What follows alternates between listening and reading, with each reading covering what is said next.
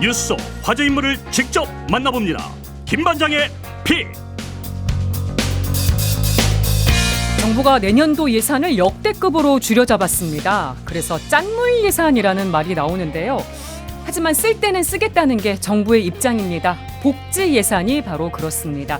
역대 최대로 편성된 복지 예산, 보건복지부 이기일 제1차관과 얘기 나눠보겠습니다. 스튜디오 직접 나와주셨네요.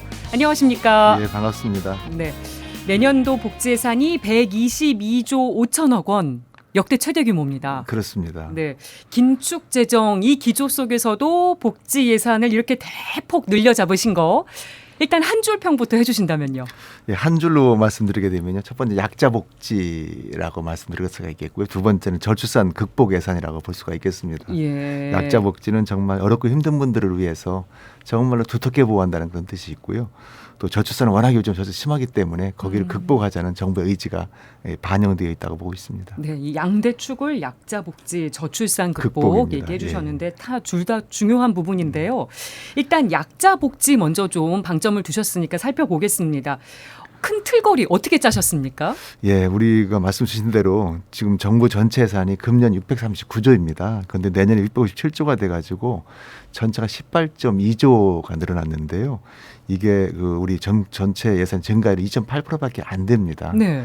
지난해 같은 경우 5.1%가 되기 때문에 반밖에 안 되는 것인데요. 그렇죠. 이 복지부 예산은 지금 109조에서 123조가 돼가지고 지금 12.2%가 늘어났습니다. 네. 4배가 늘어났다고 볼 수가 있겠고요. 특히 복지 분야 같은 경우는 한 13.7%가 늘어나게 된 그런 케이스입니다. 예, 약자 복지 강화된 거 국민들이 체감할 만한 변화 어떤 게 있을지 어떤 거 꼽아주시겠습니까? 예, 가장 먼저 말씀드리게 되면요. 첫 번째는 우리 기준 중위소득이 대폭 인상이 됐습니다. 6.09%가 인상이 됐는데요. 예. 이건 뭐냐면 우리가 복지를 열심히 하는 데 있어가지고 어느 선이 필요한데요. 이게 기준 중위소득이라고 그러면 이 국민 전체를 100으로 보게 되면 50번째 있는 분들의 소득이 됩니다. 금년 같은 경우에는 540만 원이 4인 가족인데 예. 573만 원으로 해가지고 33만 원이 늘어나게 됐습니다. 예. 이걸 기준으로 해가지고 예를 들면 생계급여 같은 경우는 32%로 곱해주게 돼 있고요. 예. 또 의료급여 같은 경우는 40%, 또 혹시라도 교육급여 같은 경우는 50%로 곱해줘가지고 그 이하에 있는 사람들은 보호를 하고 그렇지 않은 분들은 뭐 스스로 하게 되는 그런 케이스인데요. 네. 가장 중요한 것이 생계급여거든요. 네. 그러니까 생계가 어려운 분들이 많으시잖아요. 그래서 1인 가구 같은 경우에는 대폭 인상이 돼서 62만 원에서 71만 원으로 9만 원이 인상이 돼서 14.40%가 인상이 됐습니다. 네, 그러니까 지원을 받을 수 있는 대상도 늘어났고 액수도 늘어났다. 그렇습니다. 이런 말씀이시죠? 그렇습니다. 4인 가족 같은 경우는 162만 원인데 183만 원으로 21만 원이 늘어났습니다. 예. 그래가지고 지금은 아마 생계급여가 159만 명 정도를 드리고 있는데요.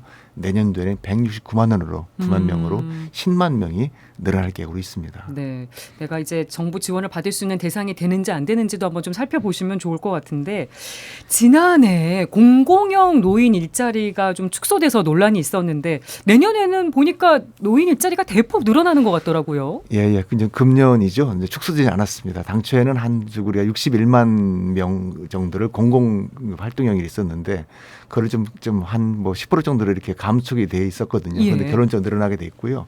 금년 같은 경우 84만 3천 개 일자리가 있습니다. 내년도에는 103만 개가 돼가지고 14만 7천 개 정도가 늘어나게 돼 있습니다. 그리고 이 활동형이 크게 세 가지가 있거든요. 첫 번째는 예. 공익활동이라고 그래가지고 말씀 주셨던 교통정리도 하시고 때로는 환경 보호도 하시는 건데 네. 이게 65만 4천 명 정도를 하게 돼 있어가지고 금년보다 4만 6천 계좌로 늘어나게 돼 있고요. 예. 또 단가도 27만 원 월 주게 돼 있는데 2만 원을 올렸습니다. 그리고 사회서비스형 같은 경우도 15만 1천 개, 6만 네. 6천 개가 늘어나게 돼 있고 민간형 같은 경우도 우리가 23만 5천 개가 돼가지고 금년보다도죠. 내년보다 3만 5천 개 늘어나게 돼 있어가지고 전체로 치게 되면 14만 7천 명 정도의 일자리가 늘어나게 돼 있습니다. 대폭 늘어나게 됩니다. 전체로 보면 103만 개 일자리 그렇습니다. 엄청나게 많이 늘어나는 건데 이 노인 복지와 일자리 중요성이나 개념 다시 한번 좀 짚어주신다면 이게 고령화 맞물려서 굉장히 또 중요한 부분이 됐습니다. 매우 중요합니다. 금년에 지금 한 5월 달 되면 940만 명 정도 어르신들이 계십니다. 그리고 내년이 되게 되면 1천만 명이 넘게 돼 있고요. 예. 25년쯤 되게 되면 후년이죠. 전체 노인 인구가 우리 전체 인구의 20%가 넘게 돼 있습니다. 예.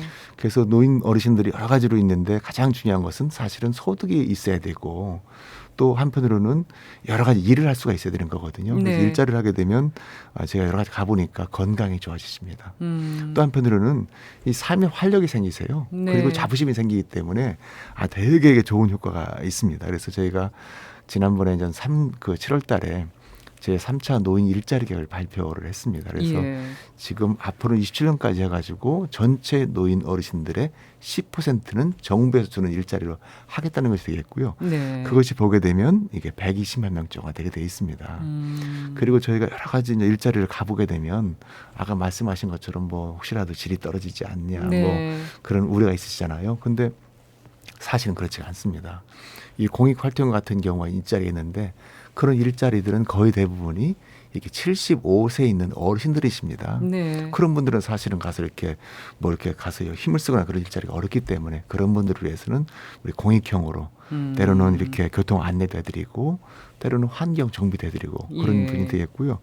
또 사회 서비스성이라든지 이런 것은 주로 이제 이렇게 바리타스라든지 또 이렇게 커피라든지 또 한편으로는 여러 가지 가서 이렇게 일을 하시게 되는 거거든요. 예. 그런 분들은 사실은 이렇게 젊으신 새롭게 노인으로 오시는 분들 그런 분들은 그런 일자리를 해야 돼 있습니다.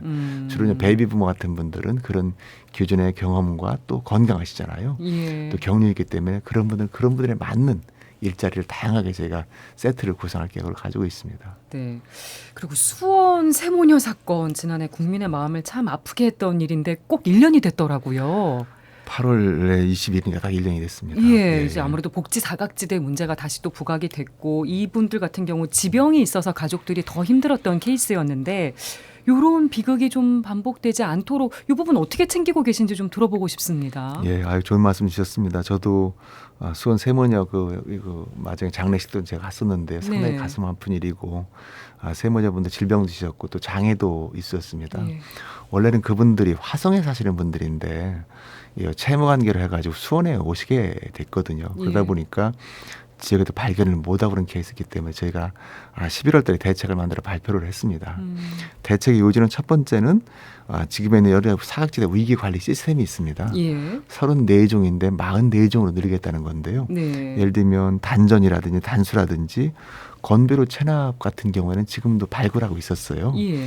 그런데 앞으로는 말씀드린 질병이라든지 혹시 채무라든지 또 실업 같은 경우도 저희가 발견하겠다는 것이 되겠고요. 네.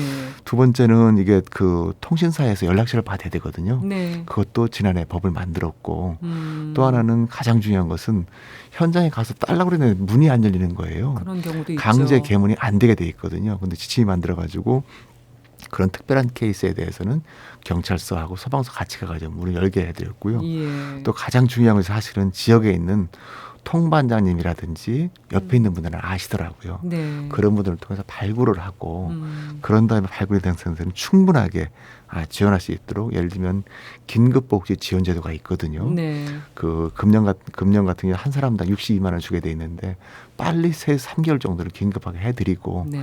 이 단계를 넘게 되면 빨리 생계 보호를 해드리는 것이 되겠고요. 예. 이 생계 보호 이 체계 자체는 아까 말씀드린 대로 내년에는 62만 원, 70만 원, 9만 원이 늘게 돼 있습니다. 1인 가구 같은 경우에는 그런 식으로 더욱더 두텁게 저희가 잘 보호하도록 그렇게 해보겠습니다. 네, 약자 복지 얘기하면서 이 질문을 드렸습니다만 사실 이 부분은 예산안과는 어떻게 보면 별도로 항상 좀 챙겨주셔야 되는 그렇습니다. 부분인 것 같습니다. 예.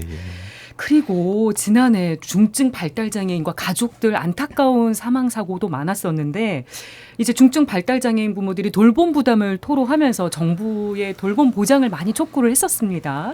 요 분들에 대한 돌봄 서비스 좀 개선되는지도 궁금한데요. 예, 제가 개선해야 될 숙제입니다. 전체 장애인 분들이 265명 정도가 계신데 네. 그중에 발달 장애인들이 25만 명 정도가 계십니다. 또 그중에서 2만 명 정도 자폐도 있고요. 근데 최종적으로 보면 한 1만 명 정도가 계시거든요. 그래서 저희가 지난해 6월 달에 이 발달 장애인 법에 최종적 장애인에 대해서도 통합돌봄 지원할 수 있다는 근거를 만들었습니다. 네. 그리고 이제 크게 지금 두 가지를 소개해드리게 되면요. 금년 4월부터 해가지고 이렇게 그 발달 장애인 긴급 돌봄 서비스를 만들었습니다. 이 보호자분들이 계신데 이분들이 보게 되면 때로는 병원에 갈 수도 있고 네. 또 한편으로는 소진될 수도 있고요. 애경사일 수 있기 때문에 그런 분들에 대해서는 7일간 24시간 보호해주는 서비스를 저희가 만들게 됐었고요. 네. 또 하나는 최종적 발달장애인 24시간 돌봄 서비스를 하게 돼 있습니다. 네. 지금 광주에서 20명을 대상하고 있는데 제가 현장에 가보니까 정말로 낮 시간 동안에는 광주에 있는 장애인 복지관에 가서 좀 서비스를 받으시고 저녁에는 단독주택에 좀 떨어져 있습니다. 단독주택에서 거기 생활복지사가 있으면서 한 2-3명 정도가 밥을 해먹고 이렇게 있는 그런 것이 있거든요. 근데 그 부모님들이 너무 행복해 하시는 거예요. 네. 이게 평소에는 이 발달장애 도전적 행동을 많이 하거든요. 때로는 소리 지르기도 하고 때로는 활동도 많이 하게 돼 있는데 그런 거를 평일날은 잘 이렇게 보호를 하고 있다가 나중에 그러나 주말 되게 되면 이분들도 가족이 또 돌봐주게 하게 돼 있거든요. 그래서 정말 이런 서비스가 잘 이렇게 지금 시범 사업을 하고 이게 좀 잘 확대가 돼가 전국으로 이제 확대할 계획이 있습니다. 네. 반드시 정말 필요한 서비스가 우리 최중증 발달 장애에 대한 돌봄 서비스입니다. 네, 이분들의 돌봄 보장 그때 요구가 정말 가슴 아프게 또 들리기도 했었던 기억이 납니다.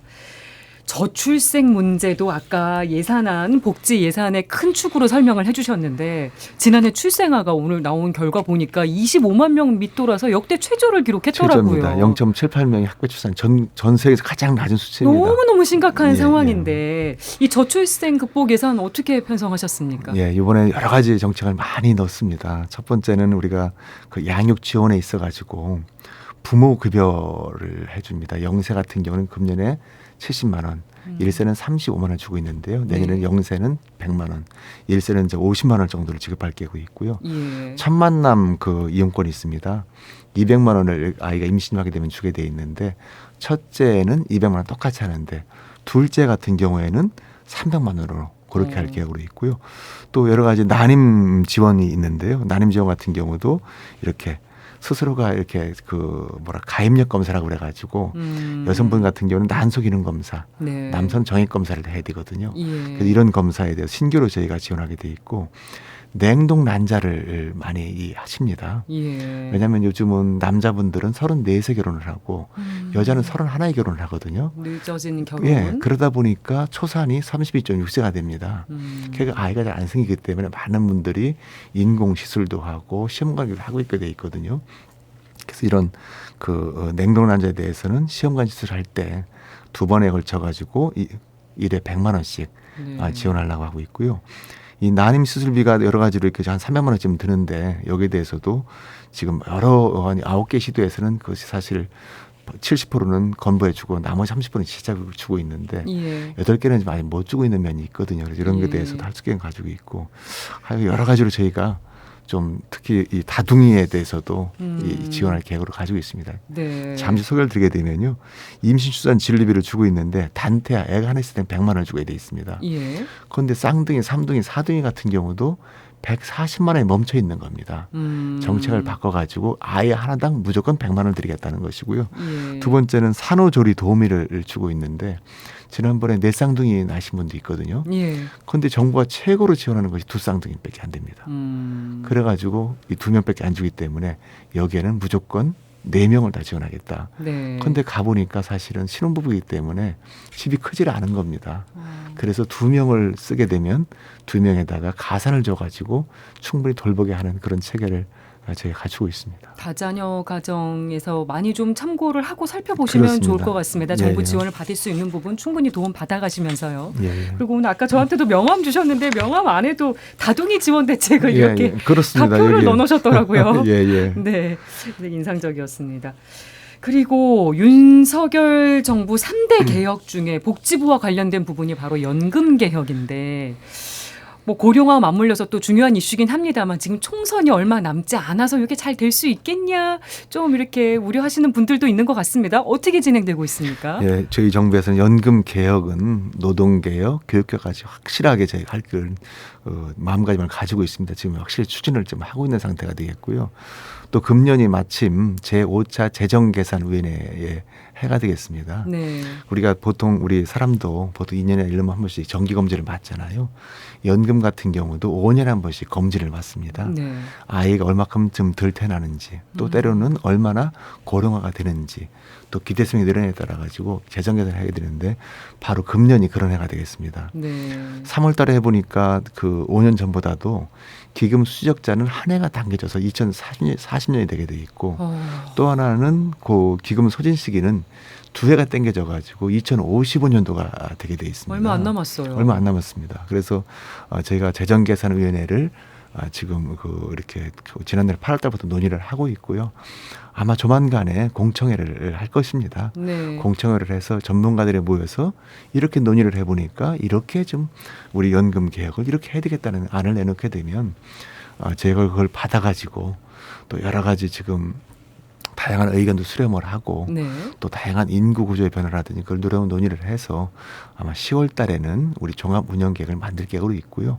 또 국회에도 지금 국회 연금 특위가 가동되고 여야 있죠. 합의로 가동이 되고 있습니다. 예. 그분들과 같이 서로 논의를 같이 하면서 정말로 사회적 합의를 이루는 국민과 서로 함께하는 상생의 연금 개혁을 우리 정부에서 반드시 이뤄내도록 하겠습니다. 10월 달이면 2달 정도 후면 윤석열 정부의 연금 개혁 밑그림을 볼 수 있겠네요. 그렇습니다. 그리고 그 연금 개혁에 대해서는 우리가 반드시 하겠다는 국가 미래를 위해서 반드시 해야 될 정책이거든요. 예. 반드시 해나가도록 그렇게 하겠습니다. 알겠습니다. 긴축 재정 기조 속에서도 역대 최대로 편성된 복지 예산에 대해서 이기일 보건복지부 제1차관과 얘기 나눠봤습니다. 오늘 말씀 고맙습니다. 네, 감사합니다.